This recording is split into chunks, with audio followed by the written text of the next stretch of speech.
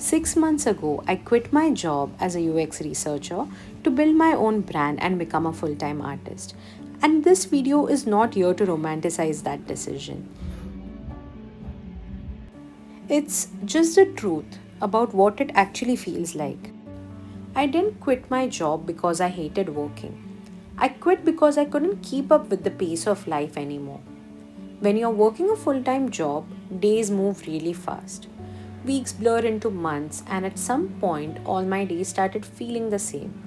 I didn't know where time was going, and more importantly, I didn't know where I was going. It was at that point when I realized that I wanted a softer life, not a luxurious one, just a softer, slower, more meaningful one. There's absolutely nothing wrong with wanting luxury or big achievements. But for me, I didn't want expensive trips if my everyday life felt heavy. I wanted mornings I didn't dread, days that didn't feel like something I had to survive. Another very big reason I quit was art. Art has always been a huge part of my life, and I'm not exaggerating when I say it saved me. There was a time when making art was my escape because I couldn't physically escape the situation I was in.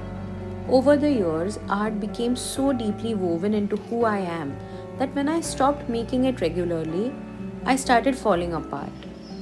After work, I was too physically exhausted to create, and not making art started affecting how I functioned as a human being. That's when I understood something very important, that for me, art is not a hobby, it's a need. And the third reason was simpler. I've always wanted to build something of my own. The whole reason I did my master's was to eventually start my own thing. But of course, a stable job and a stable income can make you stay longer than you planned. And honestly, my job was good in many ways. But deep down, I knew I was dealing something I was meant to do.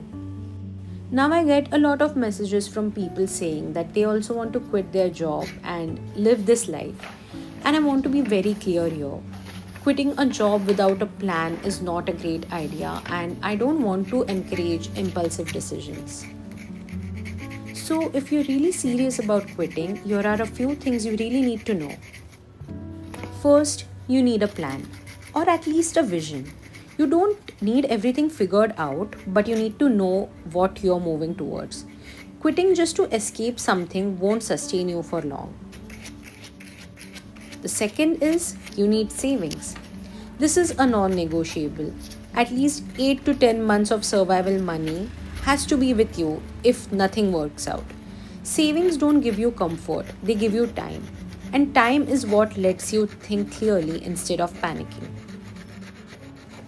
Then you need a support system. The first day after quitting feels freeing, liberating. But most days after that are scary. There will be days when you question everything.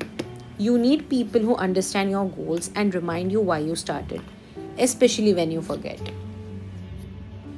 You need to budget and let go of certain luxuries. The first few months are about survival. You'll need to cut down your expenses and choose a simpler life.